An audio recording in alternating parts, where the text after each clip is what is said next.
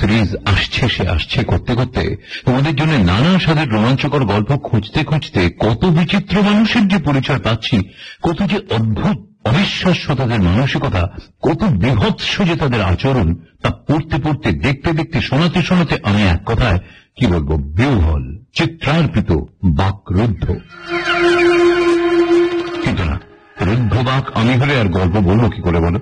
বরং চলো আজ মোলাকাত করা যাক এক ক্রুদ্ধ বাঘের সঙ্গে। না না, ভয় নেই, সে ব্যাঘ্র প্রবর বন্দী আছেন খাঁচায়। একজনকে অবশ্য ঢুকতেই হবে সেই খাঁচার মধ্যে, দেখি কার এমন ভাগ্য। হ্যাঁ, বাঘটির অরিজিন দক্ষিণ আফ্রিকা, জাতে জাগুয়ার, আর রংটি যাকে বলে মেষ কালো। তোমার মনে আছে তো, এখন থেকে প্রত্যেক সপ্তাহে গল্পের শেষে আমরা সেই গল্পটিকে ঘিরে রাখবো একটি প্রশ্ন। উত্তর দিতে পারলেই 91.9 ফ্রেন্ডস এফএমের পক্ষ থেকে দারুণ সারপ্রাইজ গিফট। মনোরঞ্জনের কাহিনী অবলম্বনে আজকের গল্প কালো বাঘ।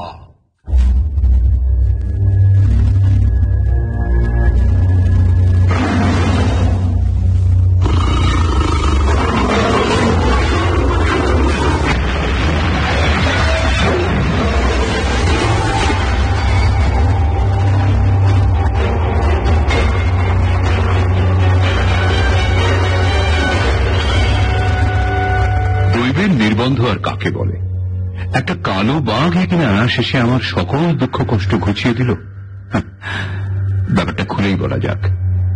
আমার বাবা ছিলেন খুব আয়েশি লোক।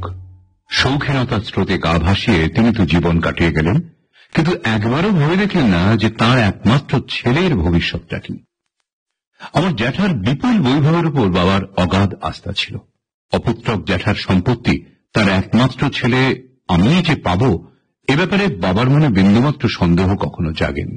সম্পত্তি যদি নাও পাই, অন্তত চাকরি আমাকে নিশ্চয়ই করতে হবে না। জ্যাঠার বিরাট জমিদারির এক কোণে আমার জীবিকা নির্বাহের ব্যবস্থা হয়েই যাবে। বাবার ধারণা যে কতটা ভুল, তিনি বেঁচে থাকলে নিশ্চয়ই সেটা দেখে যেতে পারতেন।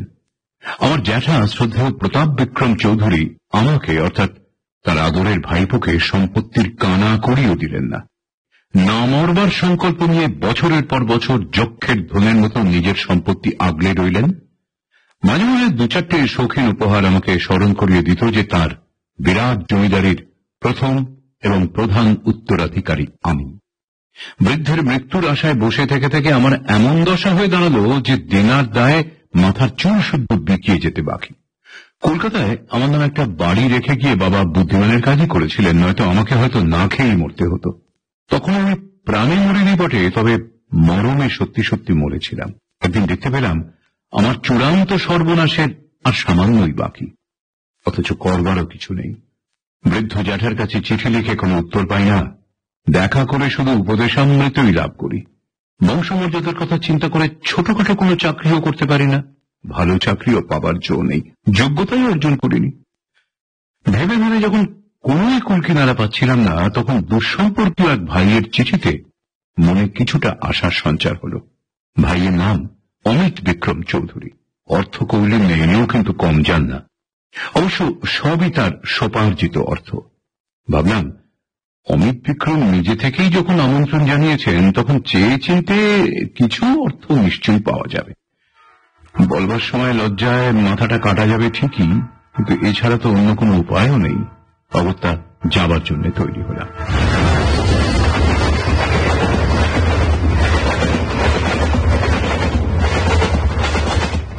ট্রেন আমাকে যেখানে নামিয়ে দিল সেটা বলতে গেলে একটা অজপাড়াগা। পৃথিবীর চারদিকে যে এত পরিবর্তন হয়ে গেছে এই তল্লাট দেখলে কারুর সেটা উপলব্ধি হবে না। অমিত বিক্রম কেন যে এই পাণ্ডব বর্জিত দেশে বাস করতে এলেন সেটা এক দুরূহ রহস্য। শুনেছিলাম তার নিজস্ব মোটর গাড়ি আছে, সেই মোটর গাড়ি যে আমাকে নেবার জন্য আসবেই এমনটা চিন্তা করা অন্যায় কিছু নয়। কিন্তু ঘন্টা দুই অপেক্ষা করেও আমার ধারণা যখন ভুল বলে প্রমাণিত হল তখন একটা ছই তোলা যাত্রীবাহী গরুর গাড়িতেই চেপে বসলাম। পরে জেনেছিলাম আমার টেলিগ্রাম নাকি যথাসময় পাওয়া যায়নি। অবশ্য গাড়োয়ানটিকে পেয়েছিলাম বেশ ভালোই। তার সাদামাটা কথাবার্তায় দীর্ঘ পথ পাড়ি দেবার ক্লান্তি আমার দূর হয়ে গেল। তার কাছে শুনলাম অমিত বিক্রম চৌধুরী নাকি এই তল্লাটের ডাকসাইটে ব্যক্তি। তার মতো মহাপ্রাণ উদার চেতা মানুষ আর দুটি হয় না। কত যে জনহিতকর কাজ তিনি করেছেন তা লিখলে বুঝি মহাভারত হয়ে যায়। দুর্মুখেরা নাকি বলে তার উচ্চাশা ইলেকশনে জিতে মন্ত্রী হওয়া, কিন্তু গাড়োয়ানের মতে তার মতো ঋষিতুল্য ব্যক্তি এসব কথা স্বপ্নেও চিন্তা করতে পারেন না। গাড়োয়ানের কাছে অমিত বিক্রমের স্তুতিবাদ শুনতে শুনতে কান যখন ঝালাপালা হওয়ার জোগাড়, তখন পথের ধারে টেলিগ্রাফের পোস্টে একটি অদ্ভুত পাখিকে বসে থাকতে দেখে আমি অবাক হয়ে গেলাম। সত্যি এমন অপরূপ পাখি জীবনে কখনো দেখিনি। নাম কি তাও জানি না। আমার তন্ময়তার কারণ বুঝতে পেরে গাড়োয়ান উল্লসিত হয়ে উঠল। নিজের বক্তব্য আরো জোরদার করে বলবার সুযোগ পেল সে। তার কথাতেই জানতে পারলাম যার অতিথি হয়ে এই বিজন প্রদেশে ছুটে এসেছি এই সুন্দর পাখির মালিকও তিনি। দেশ বিদেশ থেকে কত জন্তু জানোয়ার যে তিনি সংগ্রহ করে এনেছেন তারও বুঝি ইয়ত্তা নেই। ভদ্রলোকের একটাই শখ, রকমারি দেশের হরেক রকম আবহাওয়ার পশু পাখিকে বাংলাদেশের জলো হাওয়ায় থাকতে অভ্যস্ত করানো। পয়সা থাকলে কত রকম শখই যে হয় মানুষের। বিরাট পাঁচিল ঘেরা উদ্যানের পিচ ঢালা চওড়া রাস্তা দিয়ে যাবার সময় অজানা কত যে পশু পাখির দর্শন পেলাম, সব দেখে শুনে আমার বেশ ভালোই লাগছিল। এটা চিড়িয়াখানার সংকীর্ণ পরিবেশে অসংখ্য জন্তুর জটলা নয়, প্রাকৃতিক পরিবেশে মনের আনন্দে তাদের ঘুরে বেড়ানো। আগেই বলেছি অমিত বিক্রম চৌধুরী আমার দুঃসম্পর্কের ভাই। তার নাম আমি শুনেছি অনেকবার, কিন্তু চাক্ষুষ দেখা হবে এই প্রথম। অট্টালিকা তুল্য বাড়ির সদর দরজায় দাঁড়িয়েছিলেন অমিত বিক্রম চৌধুরী। রীতিমতো শক্ত সমর্থ জোয়ান দীর্ঘকায় চেহারা, গায়ের রং তামাটে, মুখেও অসংখ্য কাটা কাটা দাগ। সৌন্দর্যের পরিপন্থী না হয়ে সে দাগগুলো বরং তার শিকার প্রিয়তার সাক্ষী হিসেবে তার চরিত্রে একটা অসাধারণ দৃঢ়তা এনে দিয়েছিল। বেশভূষায় জমিদার সুলভ আভিজাত্য, ঠোঁটে জ্বলন্ত সিগার, মুখে অমায়িক হাসি, কণ্ঠে যেন মধু। পরম শত্রু তার কথায় গলে জল হয়ে যায়। আমাকে তো দেখেই সাদরে অভ্যর্থনা করলেন তিনি। আরে আসুন আসুন ভবতোষ বাবু, আপনার পদধূলিতে এই জনবিরল ঘুমন্ত প্রদেশ ধন্য হয়ে উঠুক। এতটা অভ্যর্থনার যোগ্য আমি একেবারেই নই। আমার মতো ছাপোষা মানুষ আপনার মতো সম্ভ্রান্ত পুরুষের কাছে নিশ্চয়ই এতটা অভ্যর্থনা আশা করে না। আপনি দেখছি বিনয়ের অবতার। আরে মশাই, টাকা দিয়ে কি সব সময় সবকিছু যাচাই করা চলে? ভুলে যাচ্ছেন কেন আমরা দুজনেই সম্ভ্রান্ত বংশের ছেলে। তা বটে। অমিত বিক্রম চৌধুরীর ব্যবহারে এতই মুগ্ধ হয়ে গেলাম যে আমার মনে হতে লাগলো কতকাল যেন আমরা পরস্পরের সঙ্গে পরিচিত।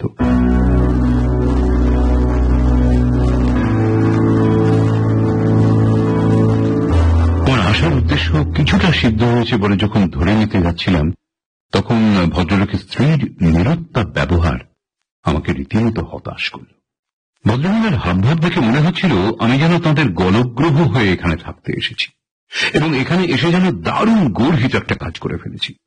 মুখে অবশ্য বলেন না কিছুই, কিন্তু তার ডাগর ডাগর চোখের অর্থপূর্ণ চাহনিতে বারবার তিনি আমাকে চলে যাবার ইঙ্গিত দিতে লাগলেন।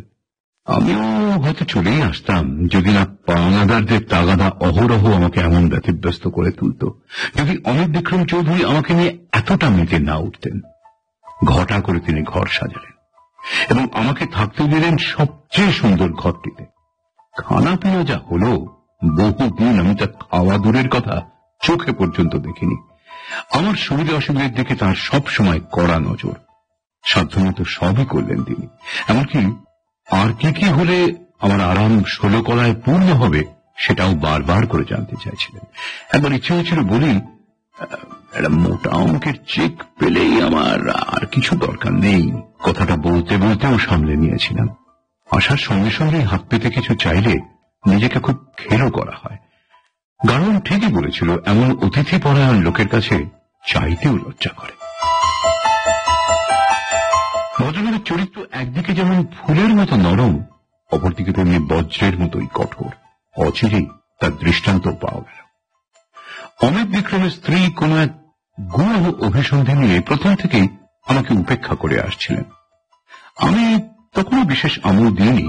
আমি তখন জানতাম না যে ভদ্রমহিলার কথাবার্তা এত চাঁচা ছোলা। আমাকে হকচকিয়ে দিয়ে হঠাৎ তিনি এসে বললেন, আজকেই চলে যাচ্ছে তো, সন্ধ্যে ট্রেন ধরতে হলে বেলা থাকতেই বেরিয়ে পড়া ভালো, নইলে কিন্তু ট্রেন মিস করে যাবেন। কিন্তু আমি তো আজই চলে যাওয়ার কথা ভাবিনি। তা তো দেখতেই পাচ্ছি। তাছাড়া আমি চাইলেও অমিত বাবু যেতে দেবেন বলে তো আমার মনে হয় না। অবশ্য তিনি যদি চান তো। কথা শেষ হতে না হতেই স্বয়ং অমিত বিক্রম চৌধুরী ঘটনাস্থলে এসে হাজির। শেষের কথাটি পরিষ্কারভাবে তার কানে গেছে। সঙ্গে সঙ্গে আঁচ করে নিয়েছেন জল কোথায় গড়াতে চলেছে। তার সেই হাসি খুশি মুখটা থমথম করছে রাগে। সেই মুহূর্তে মনে হলো রাশভারী লোক অনেক দেখেছি বাবা, জীবনে এমনটি দেখিনি। আমাকে তিনি অনুরোধ করেন বাগানে গিয়ে বসবার জন্য। আমি বেরিয়ে যাওয়া মাত্র ঘরের দরজা বন্ধ হয়ে গেল দাম করে, এবং প্রচন্ড রাগে তিনি ফেটে পড়লেন। আমি বুঝতে পারছি না, বাড়ি থেকে সুন্দর অভ্যেস আমার কোশ্চেনকালে নাই। তবু যেতে যেতে যা শুনলাম তাই যথেষ্ট। আমার প্রতি দুর্ব্যবহারের জন্য তিনি স্ত্রীর কাছে কৈফিয়ত তলব করছেন। ব্যাপারটা অনেক দূর গড়িয়েছে বিবেচনা করে যখন আমি যাব করছি, তখনই সশব্দে দরজা খুলে গেল। তাকিয়ে দেখি ভদ্রমহিলা হন হন করে আমার দিকেই আসছেন। চোখ দুটো একেবারে জবা ফুলের মতো লাল। আমার স্বামী আমাকে আপনার কাছে মাপ চাইতে পাঠিয়েছেন। আরে ছি, কি কথা! দেখুন, এইভাবে বলে আমাকে লজ্জা দেবেন না। হঠাৎই তার চোখ দুটো যেন জ্বলে উঠল। বেহায়া জীবনে অনেক দেখেছি, কিন্তু আপনার মতো নির্লজ্জ অভাতে বেহায়ার হতো আমি দুটো দেখিনি। অনেক বিক্রম এলেন একটু পরেই। ঠোঁটের কোন সেই হাসি আবার ফিরে এসেছে তার। আমার স্ত্রী নিশ্চয়ই মাপ চেয়েছে আপনার কাছে। নিশ্চয় ওর কথা কিছু মনে করবেন না। আসলে স্বভাবটা একটু বেয়ারা ধরনের, কারো ঘেঁষটুকু সহ্য হয় না। ও একেবারেই চায় না আমাদের দাম্পত্য জীবনে তৃতীয় কোনো ব্যক্তি এসে শান্তি ভঙ্গ করুক। লোকালয় ওর পছন্দ নয়। আরে মশাই, এই জনবিরল স্থানে আমার আসার মূলে তো রয়েছে ওই। তবু ঠিক সুখী নয়। এখানেও মাঝে মাঝে লোকজন আসে, মনে হয় ধুধু করা কোনো মরুভূমি বা খাঁ করা কোনো দ্বীপীয় উপযুক্ত জায়গা। বলেন? আর বলেন কেন, বুঝিয়ে বুঝে হয়রান হয়ে গেলাম মশাই। আর কি করবেন বলুন? একে নিয়ে যখন ঘর করতে হবে তখন আপনার খানিকটা সহ্য না করেই বা উপায়। যাকে আপনি কিছু মনে করেননি তো? আগে শুনুন, ওর কথায় যদি আপনি চলে যাওয়ার সংকল্প করেন তবে কিন্তু আমি খুব দুঃখ পাবো। না, আমি সেরকম কিছু মনে করিনি। বেশ বেশ বেশ, তাহলে চলুন আপনাকে আমার সংগ্রহশালা ঘুরে ঘুরে দেখাই। দেখবেন কত বিচিত্র সব জানোয়ার আমি সংগ্রহ করেছি। বেশ, চলুন।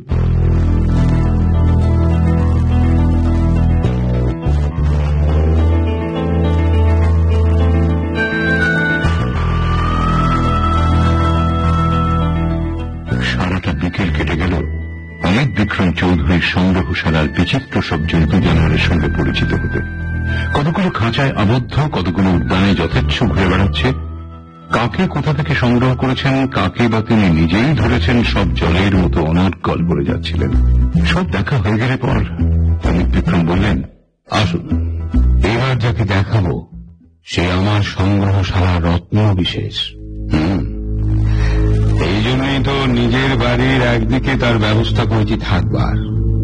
আমি বেশ কৌতূহলী হয়ে উঠলাম। দরদালানের শেষ প্রান্তে বিশেষভাবে নির্মিত একটি ঘর। দালানের অপর অংশের সঙ্গে কোলাপসিবল গেট দিয়ে সেটা পৃথক করা। ঘরের দরজা নিরেট ইস্পাতের তৈরি। দরজার খানিকটা অংশে খড়খড়ির ব্যবস্থা আছে, যাতে সেখান দিয়ে ঘরের ভেতরটা দেখা যায়। খড়খড়ি তুলে আমাকে ভেতরে তাকাতে বললেন।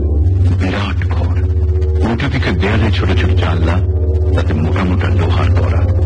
তারই একটা জানলা পথে দিনান্তের শেষ সূর্যরশ্মি এসে পড়েছিল ঘরের মেঝের এক প্রান্তে। দেখলাম সেই অবসন্ন রোদের মাঝে একটি বিশাল কায় বাঘ শুয়ে আছে। রং তার আপ্লস কাঠের চেয়েও কালো, তেল চুকচুকে রাজসিক চেহারা, বেড়ালের মতো গুটি সুটি মেরে নিদ্রায় আচ্ছন্ন। বোধহয় পরন্ত বেলায় হালকা রোদের আমেজ প্রাণ ভরে গ্রহণ করছিল। সেই বলদৃপ্ত পেশিবহুল পৈশাচিক সৌন্দর্যের দিকে তাকিয়ে সত্যি চোখ ফেরাতে পারলাম না। কেমন দেখছেন? সুন্দর। কোথায় যেন বাঘের বর্ণনায় পড়েছিলাম ভয়ঙ্কর সুন্দর, সেই কথাটা মনে পড়ে গেল। ঠিক বলেছেন, কালো বাঘ যে এত সুন্দর হতে পারে ধারণাই ছিল না। কেউ কেউ একে পুমা বলে ভুল করে, কেউ বা একে কালো প্যান্থার ভেবে বসে। আসলে হচ্ছে জাগুয়ার। ও, দক্ষিণ আমেরিকার জঙ্গল থেকে একে ধরে আনা হয়েছে। আমার কাছে যখন বিক্রি করা হয় তখন একে দেখতে ছিল এতটুকু একটা পুতুলের মতো, রেশমি কালো নামে দেহ ঢাকা, হলদে জল জলে দুটো চোখ, তার মধ্যে থেকে বিট্রিট করে তাকিয়ে থাকতো আমার দিকে।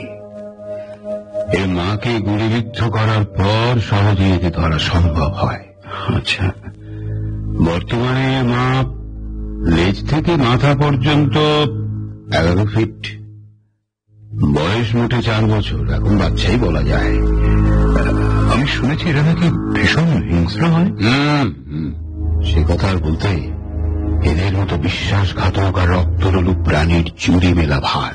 বিড়াল যেমন ইঁদুর নিয়ে খেলতে ভালোবাসে, এরাও তেমনি মানুষ নিয়ে খেলে খুব আনন্দ পায়। অবশ্যই এখনো তাজা রক্তের স্বাদ পায়নি। যেদিন পাবে সেদিন মানুষের কাছে প্রকাণ্ড বিভীষিকা হয়ে দাঁড়াবে। ছোট থেকে বড় হওয়া পর্যন্ত আমাকেই দেখতে অভ্যস্ত। আমি ওর কাছে একাধারে মা এবং বাবা, তাই আমাকে ছাড়া আর কাউকে সহ্য করতে পারে না। দেখলাম তাই। ধাতব কপাটের বিরাট পাল্লা দুটো খুলে সুরুপ করে ঘরের ভেতর ঢুকে গেলেন তিনি, এবং সঙ্গে সঙ্গে দরজা বন্ধ করে দিলেন। দরজা বন্ধ করার আওয়াজ গম গম করে ফিরতে লাগলো দেয়ালে দেয়ালে ধাক্কা খেয়ে। সেই আওয়াজে জেগে উঠে প্রাণীটা আর মোড়া ভাঙল। তারপর সুরলিত ছন্দে দেহের পেশিতে পেশিতে হিলল, দূরে এগিয়ে এলো মালিকের কাছে। অমিত বিক্রম চৌধুরী প্রচন্ড বিক্রমে সেই প্রাণীটার দেহে হাত বুলিয়ে আদরে সোহাগে তাকে ভরিয়ে তুললেন। প্রতিদিনে সেও তার লোমশ লাঙ্গলটি আন্দোলিত করে মালিকের দেহে নিজের গা ঘষে ঘষে আন্তরিকতার পরিচয় দিতে লাগল। গায়ে হালকা চাপড় মেরে অমিত বিক্রম বললেন, পুষি পুষি পুষি, যাও যাও, এবার তোমার খাঁচায় যাও, লক্ষ্মীটি যাও যাও যাও। আশ্চর্য, বলা মাত্র দানবীয় চেহারা সেই বাঘটি লঘু পায়ে ঘরের একপাশে লোহার গড়াতে ঘেরা নির্দিষ্ট একটি জায়গায় গিয়ে দাঁড়ালো। অমিত বিক্রম বাইরে এসে বিরাট একটি হাতুল ঘোরাতে লাগলেন।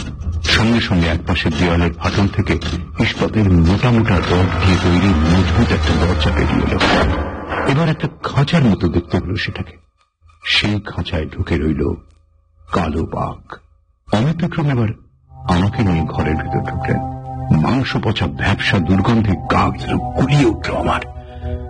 মাংসাশী প্রাণীদের এই মুশকিল যত পরিচ্ছন্নতার মধ্যেই রাখা হোক না কেন, এই দুর্গন্ধের হাত থেকে রেহাই পাওয়া অসম্ভব। দিনের বেলা চলে ফিরে বেড়াবার জন্য সমস্ত ঘরটাই ছেড়ে দেওয়া হয় ওকে, আর রাতে ওকে আটকে রাখা হয় এই খাঁচায়। ওই যে বাইরের হাতলটা দেখছেন, ওটা ঘোরালেই খাঁচার দরজাটা খুলে যায় বা বন্ধ হয়। আমি খাঁচার গড়াদের উপর হাত দেওয়া মাত্র এই মুখে উঠলেন, খবরদার, ওই কাজটা একদম করবেন না। পুষিকে কিন্তু একেবারেই অতটা নিরাপদ ভাববেন না। আমি সঙ্গে সঙ্গে হাত সরিয়ে নিয়ে ঘরের এক কোণে ছিটকে গেছি। পুষির গায়ে আমি হাত বোলাই বলেই যে কেউ তা পারবে না। দেখুন দেখুন দেখুন দেখুন দেখুন দেখুন কিরকম চঞ্চল হয়ে উঠেছে পুষি, দেখতে পাচ্ছেন? ও বুঝতে পেরেছে এবার ওর ভোজের ব্যবস্থা করা হচ্ছে। খাঁচার সংকীর্ণ পরিবেশে দ্রুত পদচারণা শুরু করেছিল কালো বাঘটি। বাইরে সন্ধ্যা ঘনিয়ে এসেছে। ঘরের ভেতরকার সেই প্রায় অন্ধকার পরিবেশে হলদে দুটো চোখ আগুনের ভাঁটার মতো জ্বলছিল। রক্তাক্ত লম্বা জিভটা থেকে থেকে ঝকঝকে দাঁতের পাটির বাইরে এগিয়ে পড়ছিল। বড় আকারের একটা রেকাবিতে হাড় সমেত বিরাট একটা মাংস ভাণ্ড নিয়ে হাজির হল একজন পরিচারক। খাঁচার ভেতরে সেটাকে ঢুকিয়ে দিতে বাঘটা বিশাল থাবা বাড়িয়ে আলতোভাবে নিয়ে নিল সেটিকে। খাঁচার এক কোণে বসে সামনের দুই থাবার মাঝে মাংসখণ্ড চেপে ধরে দাঁত দিয়ে ছিঁড়ে ছিঁড়ে খেতে লাগলো। আর রক্তমাখা মুখখানা তুলে মাঝে মাঝে আমাদের উপর অলস দৃষ্টি বুলিয়ে নিতে লাগলো। অকল্পনীয় দৃশ্য, গা একেবারে শিরশির করে উঠল আমার। বাইরে যাওয়ার সময় অমিত বিক্রম বললেন, আমি ওকে এত ভালোবাসি দেখে আপনি খুব অবাক হয়েছেন, তাই না? ছোটবেলা থেকে আমার কাছে মানুষ কিনা কেমন একটা মায়া পড়ে গেছে। ওকে রাখাও বিপজ্জনক, আবার ছাড়তেও মন চায় না। চিড়িয়াখানার লোকেরা তো ওকে নেবার জন্য মাথা কুটে মরছে। সবাইকে বাধ্য হয়ে নিরাশ করতে হচ্ছে আমায়।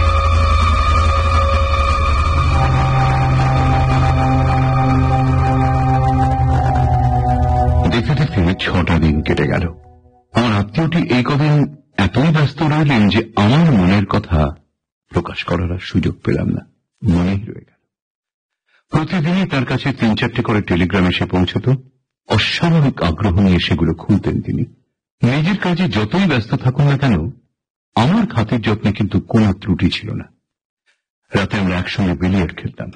অমিত বিক্রম তার শিকারের গল্প বলতেন, আমি বলতাম শহরের কথা, আমার নিজের কথা। আমি যে কতটা কায়াপ ক্লেশে দিন গুজরান করছি, রেলের অতল গহ্বরে ক্রমেই তলিয়ে যাচ্ছি, সে কথাও বললাম। কোন রকম খাটো নজর তার ছিল না, সব কথা শুনতেন ধৈর্য ধরে। কখনো বলতেন, ধনী জ্যাঠা থাকতে আপনার এই দুর্দশা কেন? আপনি তো জ্যাঠার বিপুল সম্পত্তির একমাত্র উত্তরাধিকারী। নামেই উত্তরাধিকারী। জ্যাঠা এ পর্যন্ত স্তববাক্য দিয়েই আমাকে ভুলিয়ে রেখেছেন, আজ অব্দি কানাকুড়ি ছুঁয়ে দেখতে পারিনি। হ্যাঁ, তার কুঞ্জ শোনার কথা আমারও অজানা নেই। বুড়ো মরতে চলেছে আর এখনো কিনা আশ্চর্য। দেখুন, আজ দীর্ঘ 30 বছর ধরে তার শরীরের অবস্থা খারাপই শুনে আসছি।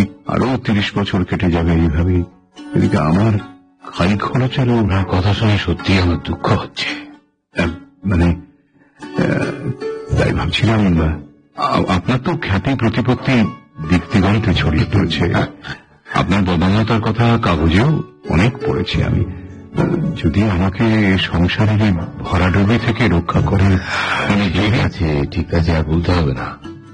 আমার যতদূর ক্ষমতা আমি আপনাকে সাহায্য করব। আজ রাতেই আপনার আর্থিক অবস্থার কথা সবিস্তারে বলবেন খন আমাকে। ব্যাস, আর চিন্তা নেই, কার্যোদ্ধার তালে হতে চলেছে।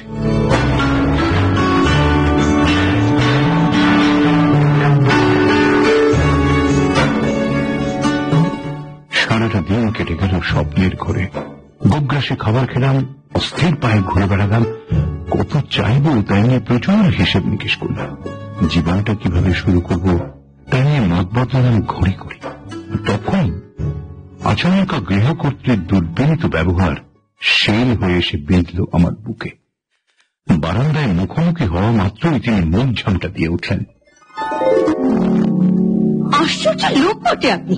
ধন্যী আপনার নির্লজ্জতা। চোখে যদি সামান্য চামড়াও থাকতো। চশমখোর কোথাকার। ছুরির মতো ধারালো কাটা কাটা কথা একেবারে মরণে গিয়ে বেঁধে। একবার ইচ্ছে হল দূর চলেই যায়, কিন্তু আপ্রাণ চেষ্টায় আশার যে ইমারত মনে মনে গড়ে তুলেছি, মুহূর্তের অবিবেচনায় সেটাকে খান খান করে ভেঙে দিতে মন চাইল না।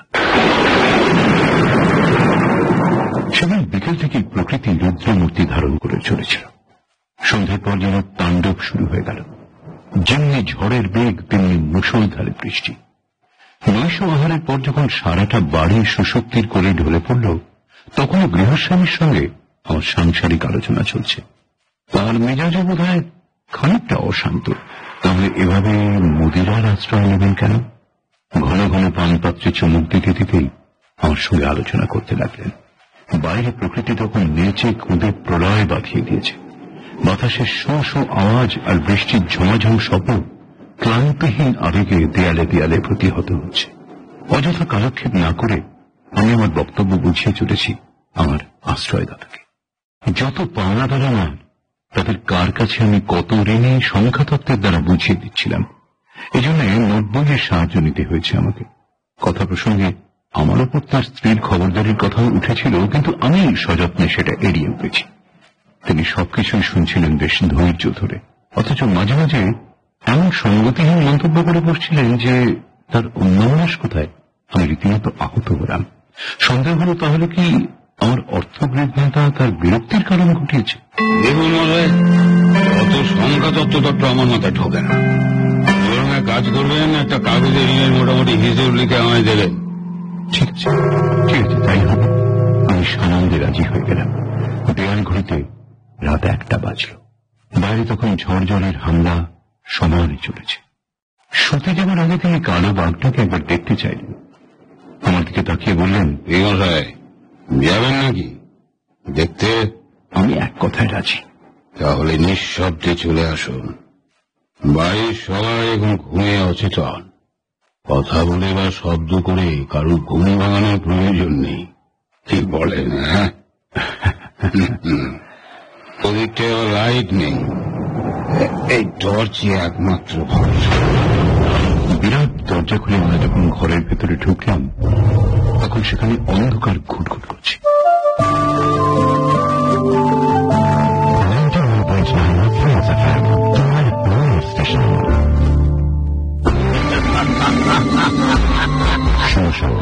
রহস্য রোমাঞ্চ 91.9 ফিল্মস এফএমএ। বিরাট দরজা খুলে আমরা যখন ঘরের ভেতরে ঢুকলাম, তখন সেখানে অন্ধকার ঘুটঘুট করছে। অন্ধকারের সঙ্গে মিশে ব্যাঘ্রপ্রবর কোথায় যে ঘাপটে মেরে বসে আছে বোঝবার কোনো উপায় নেই। ক্রুদ্ধ চাপা গর্জন ভেসে আসছিল খাঁচা থেকে। টর্চের জোরালো আলোয় দেখা গেল বাঘটা খাঁচার এক কোণে বসে আছে ঠিকই, কিন্তু তার লেজের অস্থির আন্দোলন উত্তেজিত মনোভাবেরই পরিচয় দিচ্ছে। লেজের ছায়া চুনকান করা দেয়ালের উপর বিভৎসভাবে নিচে বেড়াচ্ছিল। অমিত বিক্রম মন্তব্য করলেন, দেখছেন মশাই, এই ভয়াবহ রাতে পুষিকে কেমন ভয়ঙ্কর দেখাচ্ছে। ওর মনের এখন বিশেষ সুবিধা নয় মনে হচ্ছে। কিছু খেতে দিয়ে ওকে শান্ত করা দরকার। আপনি টর্চটা একটু ধরুন তো, আমি একটু খাবার নিয়ে আসছি এক্ষুনি। টর্চটা হাতে নিতেই তিনি সিঁড়ি বেয়ে দরজার কাছে উঠে গেলেন। তারপর আমাকে চমকে দিয়ে নরম হয়ে দরজাটা বন্ধ করে দিলেন। অজানা আশঙ্কায় বুক দূর করে উঠল আমার। বিদর্শনের বিশ্বাসঘাতকতা আর সেই দানবীয় কাদবী ভীষণ আতঙ্কে দেহের উন্নতি উন্নতি ভয় করে উঠতে পারে। ব্যস্ত সমস্ত আমি দরজার কাছে ছুটে গিয়ে চাঁচাতে লাগলাম, দেখুন আমাকে এইভাবে আপনি ফেলে পালাবেন না। আলো তো হাতেই আছে, তাছাড়া আপনাকে তো ফেলে পালাচ্ছি না মশাই। একজন সঙ্গীত দিয়ে যাচ্ছে। না না, এইসব ঠাট্টাইয়ের জন্য মোটেই বরদাস্ত করবো না বলে রাখি। আপনার কাছে আমি হাত পাততে পারি কিনা এই সম্মান বলে একবারে জিতিয়ে দিয়ে নিয়েছি। তার এই উচ্চকিত হাসির মধ্যে আমি যে তার অতিথি সে কথা স্মরণ করিয়ে দিলাম। তার মতো সদাস্য ব্যক্তির পক্ষে এরকম গর্বিত আচরণ যে শোভা পায় না সেটাও বললাম। একথা লোক জানাজানি হলে তার মতো ব্যক্তির কেলেঙ্কারির এক শেষ হবে সে কথাও বলতে ছাড়লাম না। অনুনয় বিনয় করলাম অনেক, তারপর ভয় দেখালাম।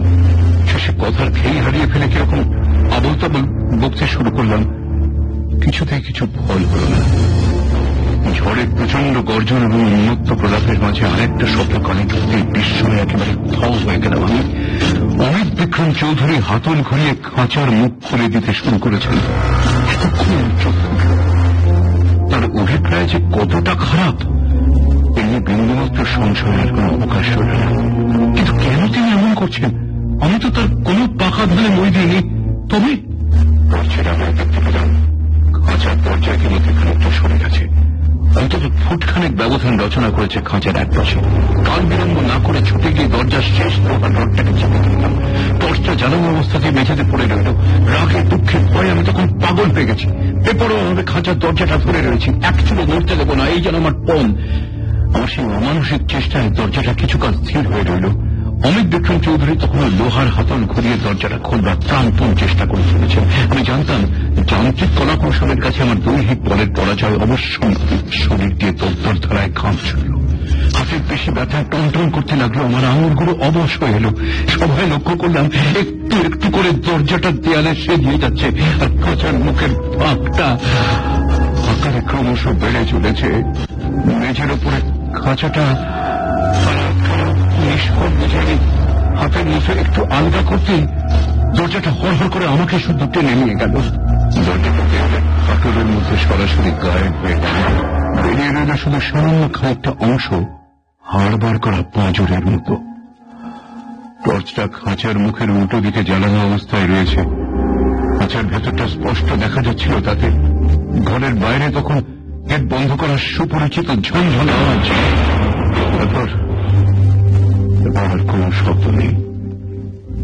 এতক্ষণ বাঘটা কিন্তু এক চুলো নড়েনি, বরং তার লেজের অস্থির আন্দোলন স্তব্ধ হয়ে গিয়েছিল।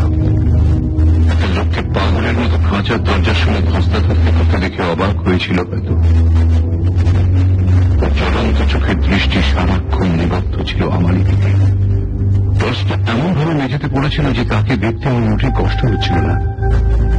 অকুল অন্ধকারের সমুদ্রে ওই টর্চটাই তখন আমার একমাত্র অবলম্বন। ওটাকে হাত করবার চিন্তা করে যেই না পা বাড়িয়েছি অমনি রাগে গড় করে উঠল ব্যথা। বাধ্য হয়ে আমাকে দাঁড়িয়ে থাকতে হলো কাঠের পুতুলের মতো। আমার ঠিক হাত ছোট দূরে কালো বাঘটা তার জ্বলন্ত দুটো চোখের দিকে তাকিয়ে থাকতে থাকতে ঠুক ঠুক করে কাঁপছিলাম আমি। অন্ধকারে ফসফরাসের দুটো চাকতি যেন চলছে। আমি যেন সম্মোহিত, মরবার ক্ষমতায় যেন লোভ পেয়েছে আমার। চরম বিপদের মুহূর্তে প্রকৃতি আমাদের নিয়ে বিচিত্র খেলা খেলে থাকে। আমি যেমন দৃষ্টি সরাতে পারছিলাম না বাঘটার দৃষ্টি থেকে, তেমনি বাঘটাও তার দৃষ্টি নিয়ে থমকে দাঁড়িয়ে গিয়েছিল আমার চোখে।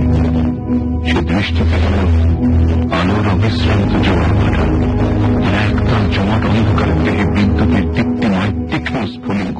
সেই নারকীয় আলোর দ্যুতি তখন ছড়িয়ে পড়তে লাগলো ঘরের এক প্রান্ত থেকে আরেক প্রান্তে। বার করে কিরকম হবার পর সেই বিভৎস আলোর দ্যুতি একেবারে মিলিয়ে গেল অন্ধকারের গর্ভে। বুঝলাম কোথায় যেন পড়েছিলাম মানুষের দৃষ্টির একটা সম্মোহনী শক্তি আছে। হিংস্র প্রাণীর চোখে চোখ রেখে যদি নির্ভয় দাঁড়িয়ে থাকা যায়, তবে প্রাণীকে পরাজয় অবশ্যই হবে। সাময়িকভাবে হলেও সে বশীভূত হবে। অন্য কোনো কারণ হয়তো থাকতে পারে। ক্ষুধা না থাকায় আমাকে হয়তো আমল দেবার কোন প্রয়োজন বোধ করেনি। হয়তো তার তন্দ্রালী চোখ দুটো নিদ্রার ঘরে আত্মহত্যা বুঝে গিয়েছিল। এই লোলস কালো বিরাট মাথাটা দুই থাবার উপর রেখে ঘুমিয়ে পড়েছিল। এখন আত্মরক্ষার চেষ্টা না করলে এরপর হয়তো আর সুযোগই পাওয়া যাবে না। অমিত বিক্রম চৌধুরীর নিশ্চিত ঘাট হয়েছে আমার। মালিকটা যখন এত নির্দয়, না জানি তার আদরের বাঘটা আরো কত নির্দয় হবে। সারা রাত্রি বাঘটাকে ঠেকিয়ে রাখতে পারবে আমি? এই নির্ভীতার পক্ষে আমার মতো দুর্বল মানুষের পক্ষে কি নিরস্ত্র প্রতিরোধ সম্ভব? দরজা খুলবার চেষ্টা করে চিৎকার করো নিরর্থক, কেউ শুনতে পাবে না। অবতার বুদ্ধি ও সাহস আর ভাগ্যের উপরে শুধু ভরসা করতে হবে। মেঝে পড়ে থাকা টর্চ লাইটের দিকে দৃষ্টি পড়তেই আরেক চোখ ভয়ের শিহরণ খেলে গেল মগজের কোষে কোষে। আলো বেশ কিছুটা নিষ্প্রভ হয়ে এসেছে। আলো নেমে গেলে আমি একেবারে অসহায় হয়ে পড়ব। অন্ধকারে কালো বাঘটার গতিবিধি আমার নজরে পড়বে না, অথচ আমার চলাফেরা সে দেখতে পাবে। এই ভয়াবহ চিন্তা পক্ষাঘাতগ্রস্ত রোগীর মতো অবসন্ন করে ফেলল আমাকে। উদ্ভ্রান্ত দৃষ্টি মেরে এলোমেলো তাকাতে লাগলাম, একটু যদি আশ্রয় মেলে এই আশায়। শেষে একটা জায়গার সন্ধান মিলল। একেবারে বিপদমুক্ত না হলেও জায়গাটা আত্মগোপনের পক্ষে নেহাত মন্দ নয়। খাঁচাটা ছিল ঘরের এক কোনায়। খাঁচার মাথা এবং ঘরের ছাদের মাঝখানে 2-3 ফিট মতো জায়গা খালি ছিল। চারটে মোটা মোটা লোহার খুঁটি এমনভাবে খাঁচার ছাদটাকে ধারণ করছিল যেন বাঘটার মাথার উপরে ঝাঁঝরিওয়ালা ইস্পাতের একটা চন্দ্রালো। খাঁচার ছাদও যেমন, খাঁচার তিন দিককার দেয়ালেও তেমনি শক্ত মজবুত হাতের মোটা মোটা রড দিয়ে ঘেরা। রডগুলো রয়েছে সমান্তরাল ভাবে, একটার সঙ্গে আরেকটা দূরত্ব কয়েক ইঞ্চি মাত্র। অতিরিক্ত সাবধানতার জন্য খাঁচার ছাদ আর দেয়ালগুলোতে জাল দিয়ে ঘিরে দেওয়া হয়েছিল। কোনরকম একবার খাঁচার মাথায় উঠতে পারলে গুটি সুটি মেরে লুকিয়ে থাকা যেতে পারে বটে। ডাইনে বাঁয়ে উপরে নিচে কোনো দিক থেকে আক্রমণের আশঙ্কা থাকবে না। একমাত্র সামনের দিক থেকে একটা বিপদের কারণ হতে পারে। তাও যদি যতটা সম্ভব পেছন দিকে সরে গিয়ে দেয়াল ঘেঁষে থাকা যায়, তাহলে বিপদের আশঙ্কা কিছুটা কমে যাবে। বাঘটা লাফিয়ে খাঁচার মাথায় উঠলেও ভেতরে ঢুকতে তো পারবে না। এখন যদি কাজটা না সারতে পারি, এরপর আর হবে না। এক্ষুনি আলো নেমে দেবে টর্চের। এক মুহূর্ত বিলম্ব না করে টেনে মারলাম এক লাফ, আর খাঁচার মাথার উপরে রড ধরে তলকে হাতড়ে হাতড়ে উপরে ওঠার চেষ্টা করতে লাগলাম। নিচে তাকিয়ে দেখি বাঘটা সোজা আমার দিকে পিটপিট করে চেয়ে আছে। তার তপ্ত শ্বাসের আওয়াজই প্রায় বুক কাঁপিয়ে দেওয়ার মতো। সেই শ্বাসের যেমন দুর্গন্ধ, তেমনি ভয়ে জাগানো বাঁধকতা। আমার কাণ্ড কারখানা দেখে বাঘটার রাগের চেয়ে বোধ হয় কৌতূহলী বেশি হল। দেহের পেশিতে পেশিতে একটা হিল্লোল তুলে উঠে দাঁড়ালো সে, আড়মোড়া ভাঙল এবং শেষে পেছনের পায়ে ভর দিয়ে দাঁড়িয়ে একটা থাবা খাঁচার দেয়ালে রেখে অন্য থাবাটা খাঁচার জালের ওপরে বুলোতে লাগলো। আমি তখনও খাঁচার মাথায় পুরোপুরি উঠে পড়তে পারিনি। একটা ধারালো সাদা হুক থাবা থেকে বেরিয়ে এসে আমার পায়ের গোড়ালিতে বিট ভেঙে আমি যন্ত্রণায় চেঁচিয়ে বাঘটার উদ্দেশ্য বিশেষ খারাপ ছিল না। সে শুধু পরীক্ষা করে দেখছিল ফলাফলটা কি হয়। আমার চিৎকার শোনার সঙ্গে সঙ্গে মেঝেতে পা নামিয়ে নিল সে এবং দ্রুত খাঁচার ভেতরে পায়চারি করতে লাগলো। তারপর মাঝে মাঝে মুখ তুলে দেখতে লাগলো আমাকে। আমি ততক্ষণে খাঁচার মাথায় উঠে গেছি। ভয়ে আড়ষ্ট হয়ে পেছন দিকে সরে যেতে শুরু করেছি, কারণ যত ভেতরে ঢুকে যাব ততই বাঘটার কাছ থেকে আক্রমণের আশঙ্কা কম থাকবে। বাইরে তখন ঝড়ঝড়ের তীব্র দাপট, কিন্তু সেদিকে তখন আমার প্রক্ষেপ নেই। আমার প্রখর দৃষ্টি তখন খাঁচার ভেতরে। মূর্তিমান বিভীষিকা সেখানে পায়চারি করে বেড়াচ্ছে। ক্রমশ প্রকাশ পাচ্ছে তার অস্থিরতা। এত বড় একটা বাঘ, আমার মৃত্যুদূত আমারই পায়ের নিচে অধীর প্রতীক্ষায় প্রহর গুনছে, সাক্ষাৎ দেখেও যেন বিশ্বাস হতে চায় না। ক্রমশই তার অভাব অস্পষ্ট হয়ে আসছে আমার কাছে। শেষে টর্চের আলো এত কমে গেল, বাঘটা আমার নজরে এলো না। কোনোভাবে বুঝলাম অন্ধকারে মিশে তখন সে অস্থিরভাবে ঘোরাঘুরি করে চলেছে। সেই ভীষণ অন্ধকারে অত্যধিক ভয়ঙ্কর এক শত্রুর সঙ্গে আমি একা রাত কাটাতে চলেছি। বিপদের মুহূর্তে নিশ্চেষ্ট হয়ে মরার মতো অভিশাপ আর নেই। আমি অবশ্য যথাসাধ্য চেষ্টা করছি বিপদকে ঠেকিয়ে রাখতে, এইটুকুই সান্ত্বনা। দেয়ালের গা ঘেঁষে নিষ্পন্দ হয়ে গুটিসুটি মেরে বসে রইলাম। একবার শুধু রেডিয়াম দেওয়া হাত ঘড়িতে সময়টা দেখলাম, 2টো। 5টার আগে ভোরের আলো দেখার কোনো প্রশ্নই নেই।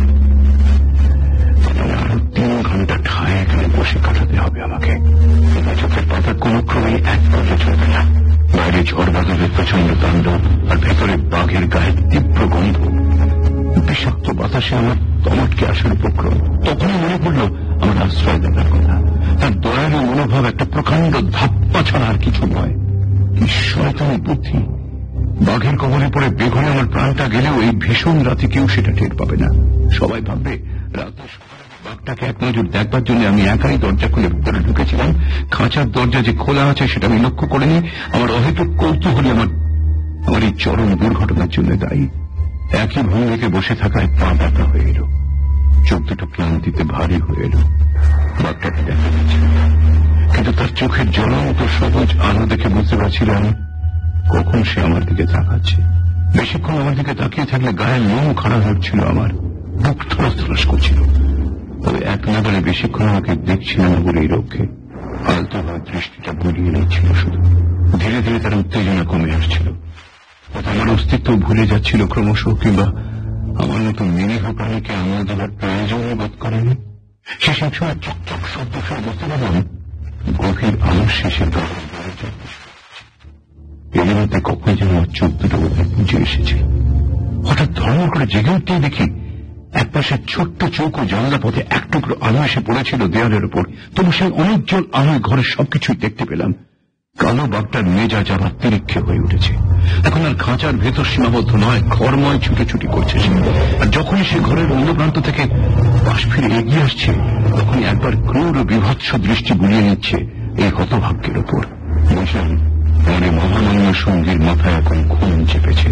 তার গর্জনে আক্রমণের ইঙ্গিত নিষ্ঠুর নিয়তির হাতে আর বুঝি রেয়ানি। ভয়ে আমার তখন নাড়ি ছেড়ে যাবার উপক্রম। তারপর হাড় কাঁপানো ঠান্ডায় ঠকঠক করে কাঁপছি।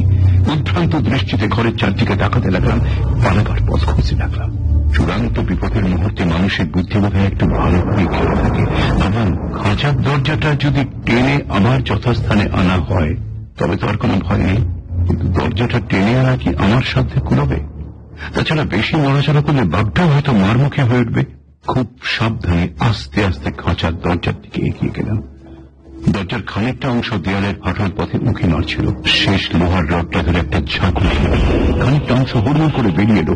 খাঁচার দরজাটা শক্ত করে ধরে প্রাণপণ শক্তিতে টান দিলাম, বেশ খানিকটা অংশ বেরিয়ে এলো। এবার তখন আচমকা লাফ দিল সেই কালো বাঘ। চোখের পলকে ঘটনাটা ঘটে গেল। অবিশ্বাস্য দ্রুত গতিতে জ্বলন্ত বৈদ্যুতিক চোখ, বিরাট কালো মাথা, লাল টুকটুকে জিভ আর ভয়াবহ ঝিলিকদার কতগুলো দাঁত এগিয়ে এলো আমার দিকে। খাঁচার মাথায় প্রান্তভাগটা বাঘ এসে ধাক্কা দিতেই সে প্রচন্ড ধাক্কায় লোহার খাঁচাটা থরথর করে কেঁপে উঠল। বাঘটা খাঁচার মাথায় উঠতে পারেনি। সামনে থাবা দুটো প্রায় আমার পায়ের সামনে খাঁচার লোহার রডগুলো আঁকড়ে আছে, কিন্তু তাতে দেহের সমস্ত ভার রাখতে না পারায় পেছনের পা দুটো কিছু একটা অবলম্বনের আশায় ইস্পাতের জালটা আঁকড়ে ধরবার ব্যর্থ চেষ্টা করছে। বাঘটা তখন আমার এত সামনে যে দুর্গন্ধময় শ্বাস প্রশ্বাস আমার নাকে মুখে পড়ে আমাকে যেন পাগল করে তুলল। শেষের রাগে দাঁত কিড়মিড় করে পিছু হটে দবাস করে মাটিতে পড়ল। পরক্ষণে প্রচন্ড হুঙ্কার দিয়ে আবারও লাফাবার জন্য তৈরি হল। প্রথমবারের অভিজ্ঞতায় বাঘটা বুঝতে পেরেছি নিশ্চয়ই কতটা জোরে থেকে লাফাতে হবে। দ্বিতীয়বার নিশ্চয়ই সেই একই ভুল করবে না। না, ভুল আমিও করবো না। এক ঝটকায় আমি আমার কোটটা খুলে ফেললাম। খুদ পেতে বসে থাকা বাঘটার মাথায় নির্ভুল লক্ষ্যে সেটাকে ছুঁড়ে দিয়েই এক লাফে খাঁচার মাথা থেকে নেমে পড়লাম মাটিতে। খাঁচার দরজাটা শক্ত করে চেপে ধরে হিড় হিড় করে টেনে নিয়ে চললাম মেঝের ওপর দিয়ে। দরজাটা যে এত সহজে দেয়াল থেকে বেরিয়ে আসবে সেটা আমি কল্পনাও করতে পারিনি। উত্তেজনা আমি তখন মরিয়া হয়ে উঠেছিলাম বলে আমার গায়ের জোরও হয়তো কিছুটা বেড়ে গিয়েছিল। কোটটা মাথায় জড়িয়ে যাওয়ায় বাঘটার গতি সাময়িকভাবে স্তব্ধ হয়ে গিয়েছিল ঠিকই, কিন্তু সেটাকে সরিয়ে ফেলতে বিশেষ বিলম্ব হয়নি তার। আমি যখন দরজাটা প্রায় বন্ধ করে এনেছি সেও তখন এগিয়ে এসেছে আমার কাছে। সম্পূর্ণ বন্ধ করার আগে আমি যখন শুরুত করে প্রায় খাঁচার ভেতর ঢুকে গেছি সে তখন আবারও থাবা বাড়িয়ে আমার একটা হাত চেপে ধরেছে। তার কবল থেকে মুক্ত হবার আপ্রাণ চেষ্টায় পাটা টেনে নিয়েছে, আর তখন সুদীর্ঘ ধারালো নখের আঁচড়ে পায়ের গুলি আমার ছিন্ন ভিন্ন হয়ে গেছে। কাঠ কাটা মেশিনে কাঠ যেভাবে চেরাই হয় ঠিক সেইভাবে। তারপরে দাম করে দরজাটা সম্পূর্ণ টেনে দিয়ে প্রবল যন্ত্রণায় এড়িয়ে পড়েছি খাঁচার মেঝেতে। পা থেকে তখন ফিনকি দিয়ে রক্ত বেরোচ্ছে। তাজা রক্তের স্বাদ পেয়ে বাঘটা তখন রক্ত পাগল। ক্লান্তি, অবসাদ আর অত্যধিক রক্তক্ষরণে আমি তখন ভেঙে পড়েছি। নড়বার ক্ষমতা যেন লোপ পেয়েছে আমার। বাঘটার দিকে ফ্যাল ফ্যাল করে তাকিয়ে আছি তো আছি, হয়তো ভয় পাওয়ার ক্ষমতাই তখন বিলকুল লোপ পেয়েছিল আমার। কেমন যেন স্বপ্নালু মহাবিষ্ট অবস্থা। বাঘটা থাবা বাড়িয়ে আমাকে নাগালে পাওয়ার চেষ্টা করছে। কখনো কখনো তার নখের আঘাতে জামা কাপড়ের বিভিন্ন অংশ ছিঁড়ে যাচ্ছে, কিন্তু সেদিকে আমার কোনো ভ্রুক্ষেপ নেই। আত্মরক্ষার জন্য আরো আরো ভেতর দিকে সরে যাওয়া দরকার, অথচ আমার আর তেমন মনোবল অবশিষ্ট নেই, দৈহিক বল তো নয়। আমার মনে হচ্ছিল আমি ওখানে দর্শক মাত্র। বাঘের সঙ্গে আমি তখন যেন একাত্ম হয়ে গিয়েছিলাম। তার আনন্দই যেন আমার আনন্দ, তার হতাশাই আমার হতাশা। তারপর সবকিছুই আমার কাছে কিরকম স্বপ্নের মতো মনে হতে লাগলো। সে বিভৎস কালো বিকট মুখ, লালার্প লকলকে জিহ্বা আর আগুনের ভাটার মতো দুটো চোখ কখনো এগিয়ে আসছিল, কখনো পিছিয়ে যাচ্ছিল। সেসব দেখতে দেখতে বুঝিবা প্রলাপ বকতে লাগলাম আমি। কতক্ষণ সেই অবসন্ন অবস্থায় পড়েছিলাম আমার খেয়াল নেই। হঠাৎই সশব্দে দরজা খুলে যিনি ভেতরে ঢুকলেন তিনি আর কেউ নন, আমার এই দয়ালু আশ্রয়দাতা মহামান্য অমিত বিক্রম চৌধুরী। এমনটা দেখবেন বলে হয়তো আশা করেননি তিনি। বাঘটা রয়েছে খাঁচার বাইরে, আর বন্ধ খাঁচায় একটান রক্তের মধ্যে চিত হয়ে পড়ে আছে তারই শিকার হতভাগ্য একটা বিপদ প্রাণী। সারা দেহে আমার চাপ চাপ রক্তের ছোপ, শতচ্ছিন্ন জামা কাপড়ের টুকরো ইতস্তত ছড়ানো। অমিত বিক্রমের উদ্বেগ দেখে বুঝতে পারলাম আমার মৃত্যু সম্বন্ধে তিনি নিঃসন্দেহ নন। ভয় পেলেন তাহলে কি তার পরিকল্পনা বানচাল পেয়ে গেল? আমি বেঁচে থাকলে তার পক্ষে সমূহ বিপদ। তাই ব্যস্ত সমস্ত হয়ে খাঁচার দিকে ছুটে এলেন। হাসপাতালের ঘরের দরজা বন্ধ করতে ভুললেন না। আমার তখন যে মনের অবস্থা তাতে সবকিছু খুঁটিয়ে দেখা আমার পক্ষেও সম্ভব ছিল না। তবে বুঝলাম তিনি উঁকি মেরে আমাকেই দেখছেন। পরের মুহূর্তেই তার দৃষ্টি আমার ওপর থেকে গিয়ে সরাসরি পড়ল বাঘটার। খুশি খুশি কি বিয়াদবি হচ্ছে তোমার? সরে যাও, সরে যাও বলছি। কিন্তু সেই আদেশ বাঘটা মেনে নিল বলে মনে হলো না। দেখলাম তিনি আরো সরে এলেন খাঁচার কাছে। আমার দিক থেকে তিনি পিছু ফিরে রইলেন, আর খাঁচার দেয়ালে লেপটে রইল তার প্রশস্ত কাঁধ দুটো। আবারও তিনি ধমকে উঠলেন, জানোয়ার! কি দুষ্টু লাগছে তোমার? তোর মালিককে তুমি চিনতে পারছো না? আমার সেই মহাচ্ছন্ন মগজ ও চোখেতে তাঁরই একদিনকার উক্তি মনে পড়ে গেল আমার। এদের মতো বিশ্বাসঘাতক আর রক্তরণু প্রাণী জুড়ে মেলা ভার অবশ্যই এখনো তাজা রক্তের স্বাদ পায়নি। যেদিন পাবে সেদিন মানুষের কাছে প্রকাণ্ড বিভীষিকা হয়ে দাঁড়াবে। আজ আজ সেই দিন এসেছে। আমার রক্তের স্বাদ ইতিমধ্যে লাভ করেছে ওই কালো বাঘ। এখন আর সে নিরীহ গোবেচারাটা নেই। এতদিন পরে সে ব্যাঘ্রত্ব লাভ করেছে। অমিত বিক্রম চৌধুরীকে এবার দুধ কলা দিক কার সাপ পুষেছে। মজা দেখাচ্ছি তোমাকে।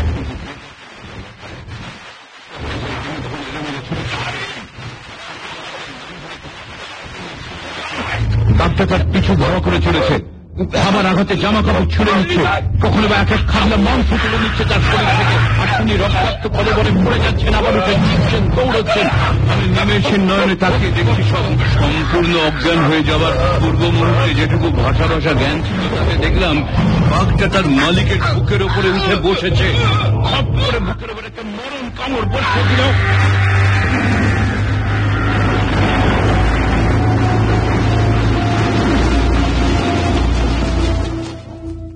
সেরে উঠতে বেশ কয়েক মাস সময় নিলাম। একটা পা আমার চিরদিনের জন্য পঙ্গু হয়ে গেল। পরে জানতে পেরেছি অমিত বিক্রম চৌধুরীর প্রচন্ড চিৎকারে আকৃষ্ট হয়ে চাকর বাকরেরা ছুটে এসেছিল, কিন্তু ততক্ষণে অনেক দেরি হয়ে গেছে। দরজার লুপ হয়ে দিয়ে তাকিয়ে তাদের চক্ষু স্থির হয়ে গিয়েছিল। যার তত্ত্বাবধানে এতটুকু বয়স থেকে লালিত পালিত হয়ে এসছে সেই কালো বাঘ খোদ মালিকের দেহের মাংস ছিঁড়ে ছিঁড়ে খাচ্ছে দক্ষিণ আফ্রিকা জাত জাগুয়ার। দরজার লুপহোল দিয়ে শেষ পর্যন্ত বাঘটাকে গুলি করে মারা হয়। অমিত বিক্রমের ছিন্ন ভিন্ন দেহটা সৎকার করা হয় পরে, আর আমাকে উদ্ধার করে নিয়ে যাওয়া হয় খাঁচার ভেতর থেকে। বড় বড় ডাক্তার আনানো হয় কলকাতা থেকে। দেশের মানি শল্য চিকিৎসকরাও এসে ভিড় করেছিলেন অমিত বিক্রমের বাড়িতে। যিনি আমাকে হত্যা করতে চেয়েছিলেন তাঁর অবর্তমানে তাঁরই বাড়িতে আমি ধীরে ধীরে সেরে উঠতে থাকি। প্রথম দিন চোখ খুলে দেখতে পাই সদস্য একটি ঘরে সুন্দরী নার্স এবং নামী ডাক্তার পরিবেষ্টিত হয়ে শয্যায় শুয়ে আছি। একদিন ঘরে যখন কেউ ছিল না, তখন অমিত বিক্রমের বিধবা পত্নী চুপে চুপে এলেন আমার শয্যার পাশে। প্রথমটা চিনতেই পারিনি তাকে।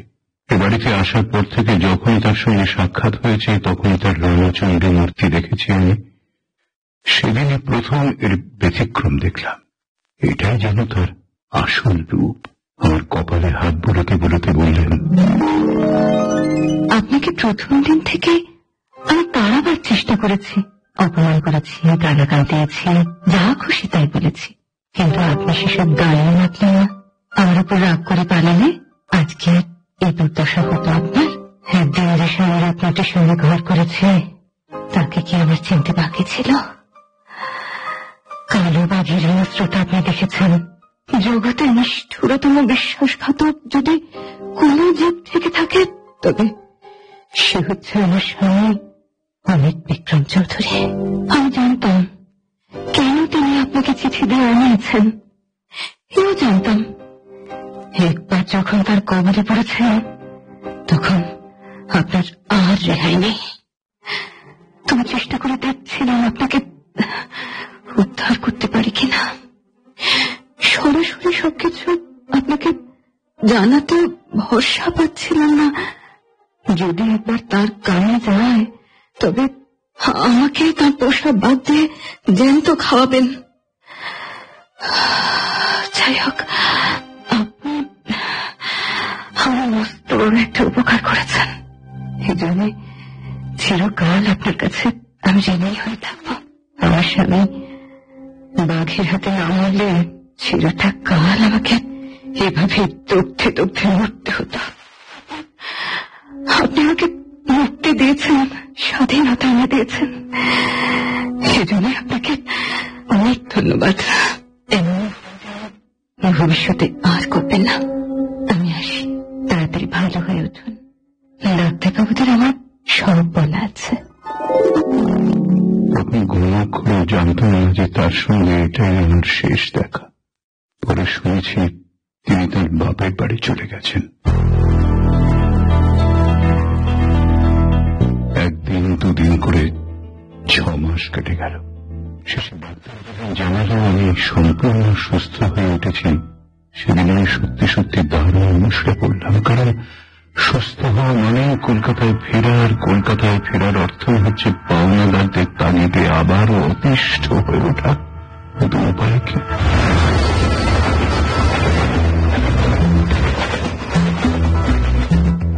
ফিরে যার সঙ্গে আমার প্রথম সাক্ষাৎ হল তিনি আমাদের পরিবারের স্বনামধন্য উকিল বিনোদ বাবু। সুস্বাগতম, অভিনন্দন অভিনন্দন। কি বলছেন বিনোদ বাবু? যা বাস্তব তাই তো বলছি মশাই, এ তো আপনার অভিষেকে লগ্ন। বসে কথা বলছেন? বাড়ি ফিরতে না ফিরতে উকিলের সম্ভাষণ, তার মানে পাওনাদারেরা একদিনে নিশ্চয়ই একাধিক মামলা রুজু করেছেন, আর তারই সমন নিয়ে আপনি হাসালেন। সত্যি, নিশ্চিন্ত থাকুন, সেসব এখন গল্প কথা। কিসের ভয় মশাই আপনার? কাকে ভয়? আপনার তো বরাত খুলে গেছে মশাই। বাঘের কাছে থেকে কোন রকম পৈতৃক প্রাণটা নিয়ে বেঁচে ফিরতে পেরেছি বলে। আরে কি কাণ্ড! আপনি তো মনে হচ্ছে সত্যি কিছু জানেন না। শুনুন, আপনার শ্রদ্ধেয় জ্যাঠামশাই গত হয়েছেন।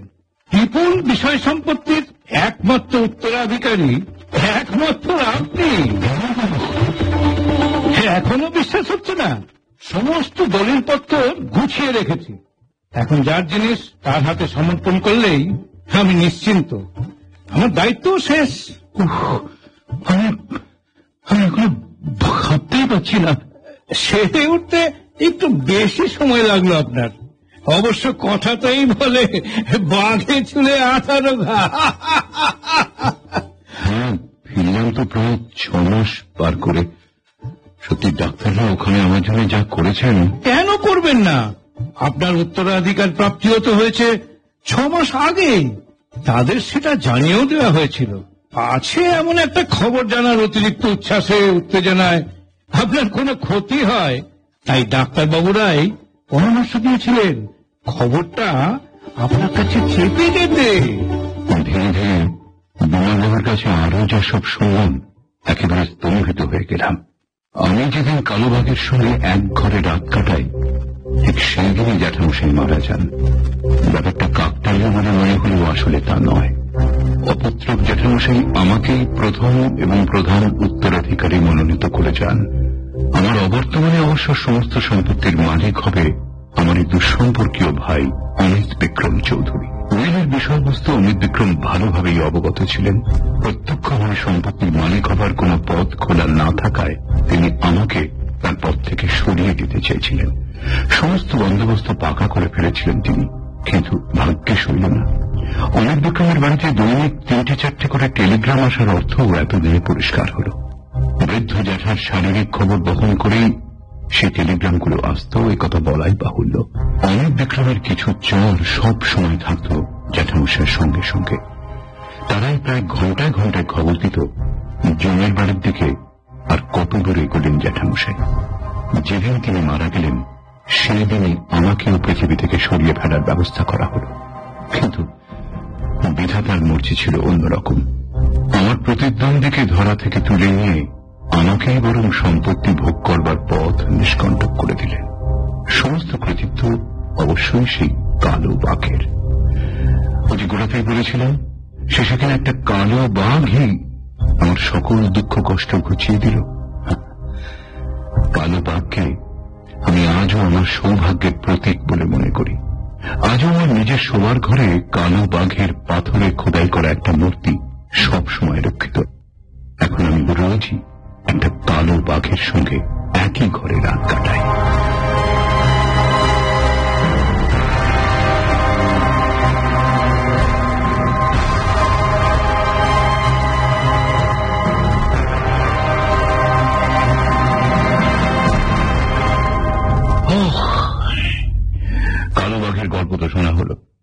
সঙ্গে কে কে ছিল? উকিলবাবু রবীন সেনগুপ্ত, অমিত বিক্রম গৌতম বন্দ্যোপাধ্যায়, অমিতের স্ত্রী তুহিনা দত্ত, আর বেঁচে ফিরল যে সেই ভবতোষ, এই আমি সতীনাথ।